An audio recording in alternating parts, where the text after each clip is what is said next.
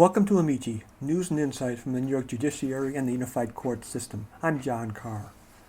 Once again, due to the kindness and generosity of Susan Arbetter, host of Capitol Press Room, we are able to share with our listeners one of Susan's recent radio programs, in which he interviews the Honorable Andra Ackerman, a criminal court judge in the Albany County city of Cohoes, who has just launched a first-of-its-kind mentoring program called United Against Crime Community Action Network, or UCAN.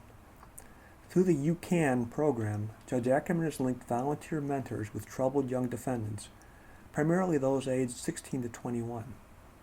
The idea is twofold: to provide a positive role model, support, and stepping stone for older teens and young adults who are at a crossroads, but also to prevent crime and prevent an innocent person from being the victim of a robbery, assault, or other offense committed by an angry individual. Although Judge Ackerman is relatively new to the bench, she was appointed in 2016 by Mayor Sean Morris of Cohoes. She is hardly naive. For 13 years, she prosecuted special victim cases in several counties. She was also the director of the Office of Human Trafficking Prevention and Policy at the State Division of Criminal Justice Services, so she is no stranger to the criminal justice system. Susan's interview with Judge Ackerman took place on October 20th, 2017, and is archived along with her other programs on the WCNY website. Older, at-risk teenagers who have aged out of family court are at a vital crossroads. According to my next guest, that road leads either to a productive life or state prison, and these kids are teetering on the very edge. A program called United Against Crime Community Action Network, which people call UCAN, an anti-crime program for Cohoes, focuses on this group of teens and young adults that are between the ages of 16 and 21 years old, and the program was developed by the Honorable Andra Ackerman, a judge in the Cohoes City Court System. Welcome. How are you? Thank you so much. Very honored to be here. So this program is just remarkable. What transpired in your courtroom? You started in Cohoes in, 2016, I think? I did. So what started happening in front of you that would make you think, you know what, this is a problem that needs to be solved? I remember this from the first day I took the bench. And through the course of that month, I had many 16 to 21, some are 22, 23, they're also in the program, individuals, young adults, but standing before me that had so many similar backgrounds that I had. And I remember sitting there thinking, how is it that I made it to where I am and they're standing before me? And what I did is I ended up pulling all of those files, just to explain to you what we had in common. I pulled all these files of these 16 to 21 plus young adults in my court. I saw things such as the father being absent or imprisoned in almost all the cases, mothers addicted to drugs and or alcohol or otherwise emotionally not present in their lives. They're poor, they feel worthless and directionless, and their crimes are slowly and sometimes rapidly increasing and escalating in seriousness. If they're in school, they're struggling on the brink of dropping out, flunking out, or being expelled. When they appear in court, they usually don't have anybody with them, zero support system. They're angry at the world, and when they're standing in front of me, outside is the anger, but it's almost like a translucent onion. I could see peeling back that layer, and what's really behind that is sadness and fear. I resonated with all of those feelings. And you resonated. I need to explain that you saw something of your own background in the eyes of these kids. I did. I spent from 10 years old and up, I was in and out of foster care, mostly in foster care. A couple times my mom made an attempt to get me back. And honestly, we all know the reason why. It's because she received money from welfare for me. And so long story short, I had 3 different foster homes, the last one being 14 years old, and I thought to myself, how did I live a life so similar to them of feeling unworthy, no one being there, not being supported, and how did I make it where I am? And they're here. And I realized I had stepping stones. And what's important as I'm looking at this, I was a very talkative girl. I would meet with my guidance counselor, and I would say things like, hello, my mom's an alcoholic, and, you know, I've got 8 different fathers in the last year and a half. And opening the door. And somebody heard you. Yes, and they would meet with me for about an hour a week. They thought I was adorable, and they helped me. I had stepping stones all through my life. Even in the foster care system, there was always somebody there that made me feel like I was important. And the last foster family I had, amazing, they're my parents today, when I was 14, it was the first time anyone asked me what I wanted to be when I grew up. I didn't even know how to answer it because nobody had ever asked me that. And you were just very focused on what is happening in the next 10 minutes. Absolutely. I was focused on survival. Yeah. Where was I going to be living? Where's my sister living? Where is she? Am I going to get to see her? Because she was in a different placement. So I looked at this and I realized these young males, we have some females too, but you should know it's predominantly males because they're internalizing what's happening to them. They're not talking. The way you are. Yeah. So I wanted to bring to them what I think almost subconsciously sought out as a kid. I would reach out to a guidance counselor and loved my meetings all through middle school, all through high school. I met with the same guidance counselor for all of those years, once a week, for free, and it helped me tremendously. All right, so what you did is take that experience and you have translated it into this You Can program for the young adults that have come before you in Cohoes City Court. Yes, because I realized that you can give them the probation, which is very important, the structure, the making sure they go to school when they're supposed to be in a vocational or GED program. You can give them an assigned probation officer, all of this that we do. But if they don't have some support through that year-long process, someone to lean on, to understand, to help explain to them, for example, setting an alarm clock. I lived in a household when I was a kid that my mom didn't work. She didn't set an alarm clock. So teaching them to just be on time, for example. So you expect these kids to show up on time, but they don't have any role models for that. It's just one example of many that the mentor provides that support to help them through the structure of probation. Can you give us some other examples? I mean, that was shock to me. What, that they don't? Yeah. Being at any appointment on time. So let's say it's not even just setting an alarm, okay? So say you have to be at school on time. A lot of these kids are historically late because they get up when they get up. They don't understand valuing somebody else's time. So if there's an appointment, for example, with a probation officer who's there at 2 to meet with them, they might waltz in at 2:45. To them, in their mind, what is the big deal? You're there anyway. So they're not being taught to understand the value of somebody else's time. The value of somebody else's time, and their own value as well as a human being. And that these people are doing this to help them because they believe in them. And that's something they just don't have, that these things are there to help them grow. Take us through the process, Judge Ackerman. Somebody comes before you. What happens then? Okay.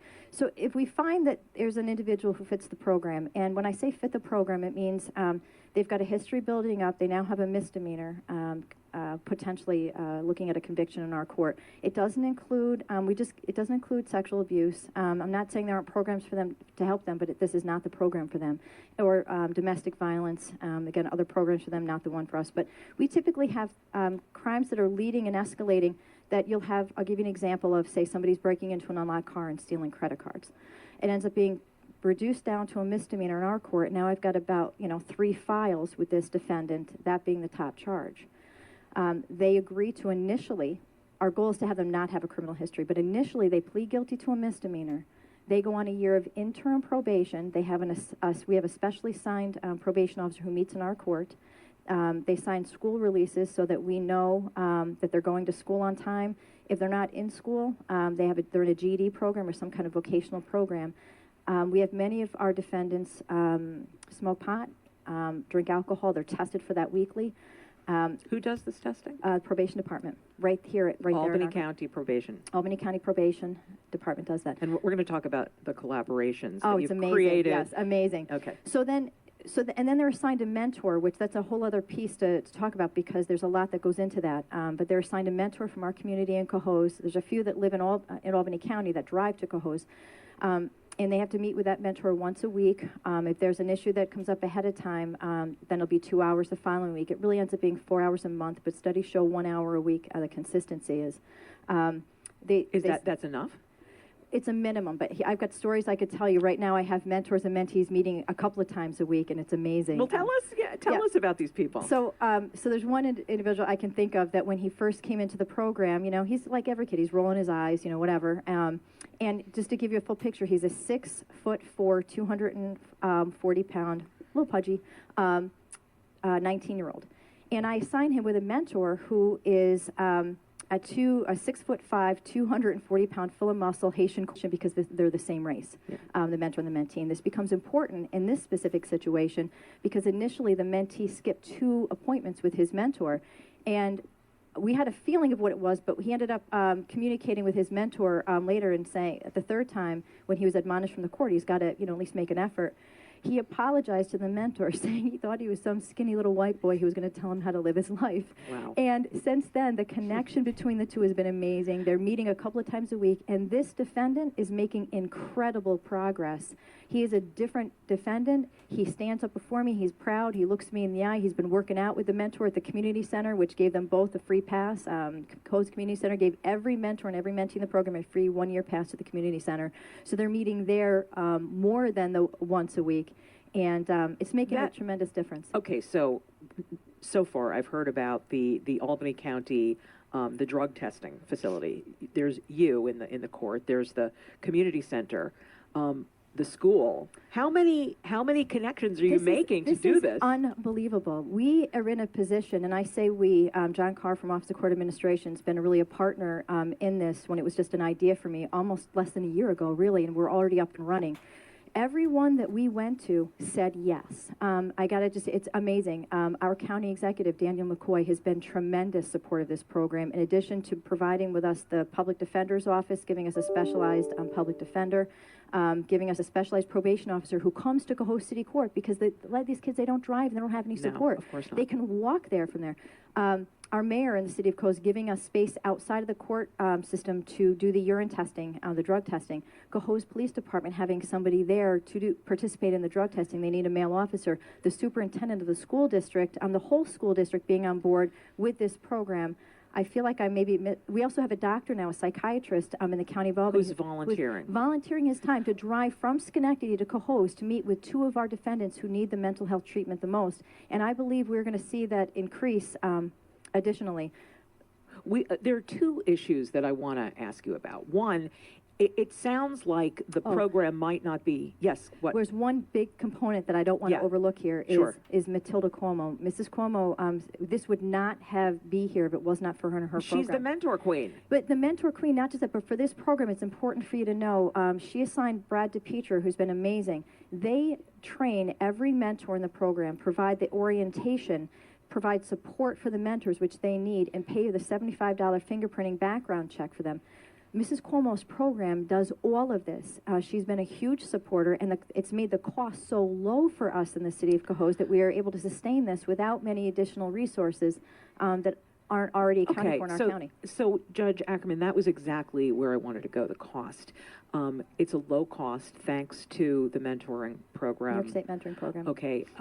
Is it sustainable, though? I hear that some people are volunteering their time.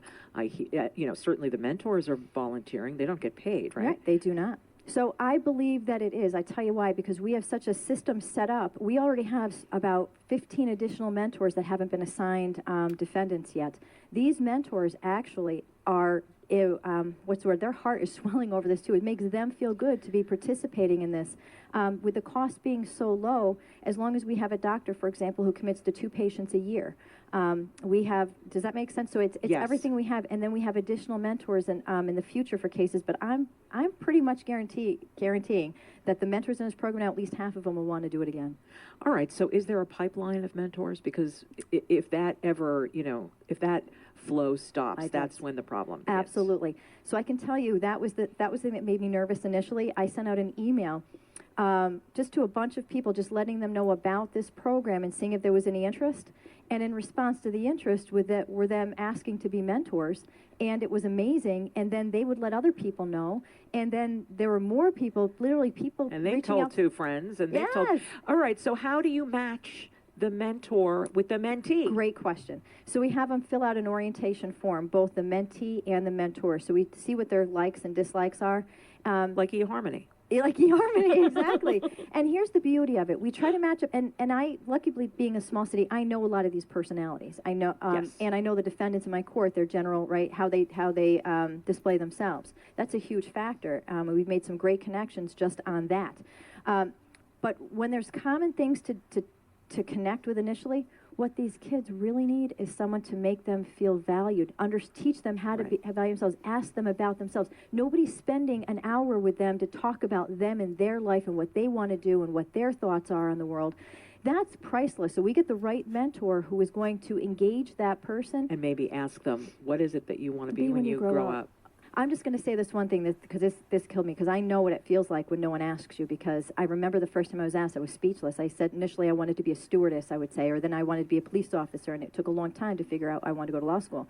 There was one defendant in our program that wouldn't make eye contact, looking down all the time, and when on his orientation form he didn't fill out that. He left it blank, basically, what he wanted to be, what his interests are when he becomes an adult.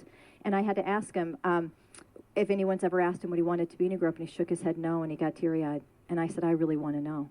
I said, I really want to know what you want to be when you grow up. And Did he tell you? yeah, well, he didn't know then, but he's come back later, and now he wants to be a police officer, but his mentor's a fireman, and they're talking about it. We've been discussing a program called United Against Crime Community Action Network, which people can call You Can. Thanks for listening to Amici. If you have a suggestion for a topic on Amici, please contact me, John Carr, at 518-453-8669, or send me a note at jcaher@nycourts.gov. In the meantime, stay tuned.